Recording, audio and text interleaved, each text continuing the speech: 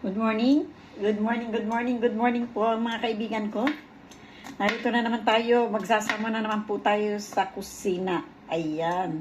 Ito na po si Tita Amy. Naghihiwa na po ng bawang. Ayan.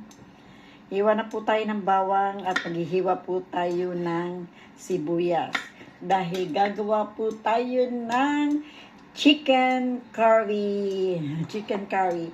Ito po ang ating chicken. Ayan. Pichuga. Ayan. Pichuga ng chicken. Pichuga. Ayan po ang ating pichuga. Gagawin po natin chicken curry. Yan. Gawin po natin yan ng chicken curry. Ito po, lagyan na po natin ang ating kasirola ng mantika. Ininit na po ni Tita Amy ang kawali o ang kasirola. Nilagyan na natin ng paminta, na mantika. Meron po tayong curry, ayan. Meron po tayong bawang na dry. Meron tayong food coloring. At meron tayong pamintang red paper, ayan. At lalagyan po natin ng patatas. Ayan, lalagyan ko rin po ng talong. Kasi yung patatas para doon sa mag-ama, at yung talong para dun sa ina. Ayun po. Lalagyan po natin yan. Ngayon lang kayo nakakita ng chicken curry na may talong.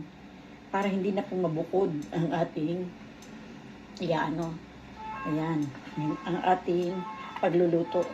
Kasi gusto rin po ni Senyora ng curry sa talong. Ayan po. Ayan. Ininit na po ni Tita Amy ito. Hindi pa masyadong uminit. Dagdagan po natin ng apoy. Ayan, hiwain na po natin itong ating sibuyas.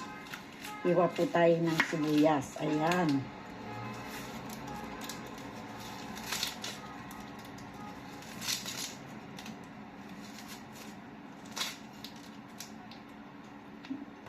Hugasan ko siguro itong sibuyas. Gawa na bakit kaya may itim ang sibuyas? May itim siya. Iwain po natin yan. Ulitin po natin yung mga itim-itim na yan. Tapos hugasan ko po. Dahil hindi ko po alam kung bakit parang marumi yung sibuyas. Ayan.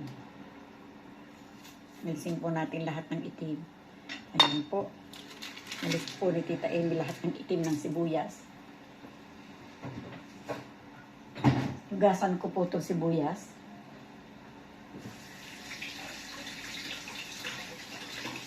Ayan. Hugasan ni Tita Amy yung sibuyas. Ay. Hiwa ka, Tita Amy. Nahiwa ka. Ayan.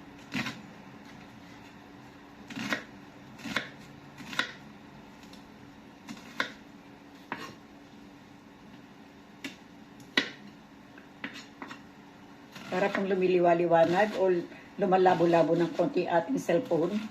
Po kaya nangyayari.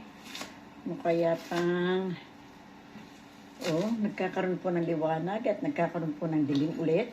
Liliwanag po ulit yung ating cellphone, didilim po ulit.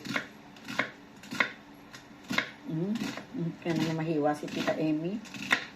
Tita Amy, umayos ka. Umayos ka, Tita. At baka ikaw tuluyang mahiwa. Ayan. Hihiwain po natin ng pino ang ating chicken. Pichuga. Chicken pichuga. Ano ba sa pag-English ng pichuga? Pichuga. Katip po ng aking ilong. Ayan. Ano na po nangyari sa ating bawang? Ito po. Kasalang pa rin po si Tita Amy ng bawang. Ayan. Lagay na po natin sibuyas. Ayan.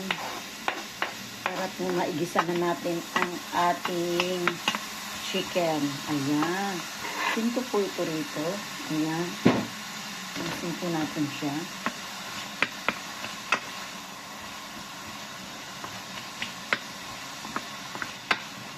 Akin pong ihiwain ang ating chicken. Ayan.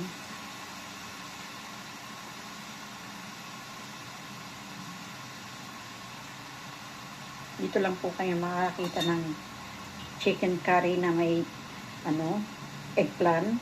Lalagyan po ng eggplant yung ating curry para po hindi ko na iluto ng bukod yung ating magiging kanin para sa ating kasama sa ating bahay. Ayan po.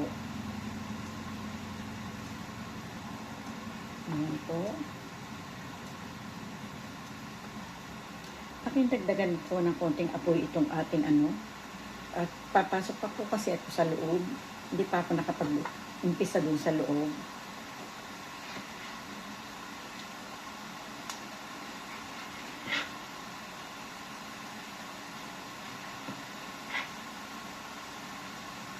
Ayan, nahiwa na po natin ang ating chicken. Ayan po ang ating chicken. Nahiwa na po natin yan. Gas lang po ako ulit ng kamay.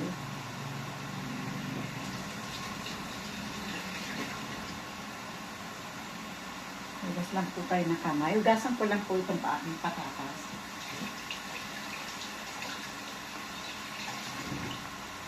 Dahil kung itong patatas ay ilalagay ko rin po para sa ating chicken curry.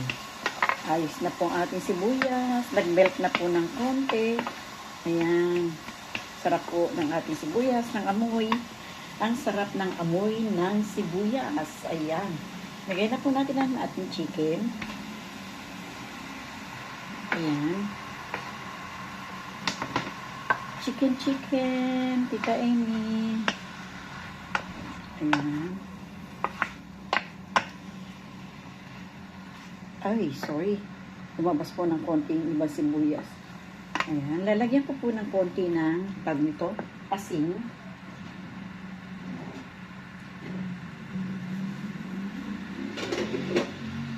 Lagyan po natin ng asin dahil para mag-release siya ng liquid yung chicken. Para mag-release siya ng sarili niyang liquid. Ayan.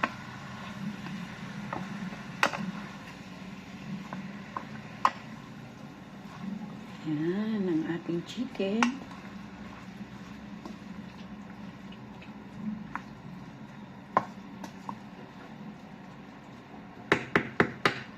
Lagyan po natin ng konti ng bawang.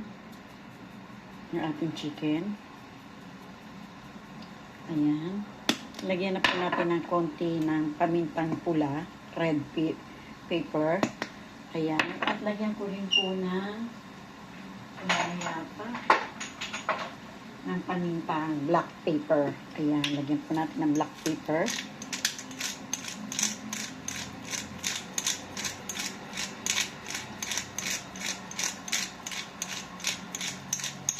Ang konti lang po nang lumalabas, kaya wag po kayong mag-alala na naisip niyo po, ay, Tita Amy, marami na. Hindi po, kasi yung pong lumalabas na paminta rito ay konti-konti lang. Hindi po marami ang lumalabas. Konti lang po ang lumalabas na paminta. Kaya wag po kayong mag-alala.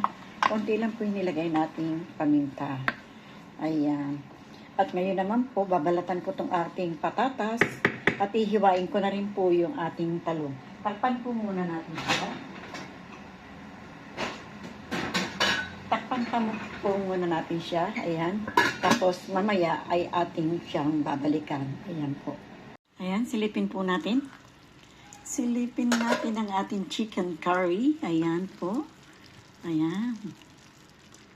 Ayan. Tumutunog-tunog pa. Ayan. Malapit. Luto na po yan. Ayan. Atin pong i-prepare, iaayos sa prepare po natin sa plato-plato nila. Lusin po natin siya. Ayan. Tikman ko po muna ng ating chicken curry kung okay po ba ang lasa. Ang sarap. Sarap po niya. Para prepare na lang po sa plato ang ating gagawin. Ayan po. Samahan niyo po ako, ha?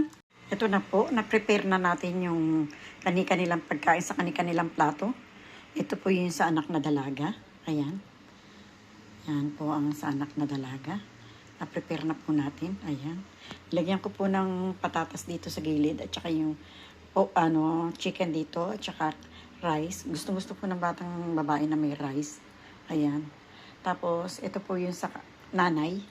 Lagyan ko lang po ng patatas dito sa gilid at saka yung chicken.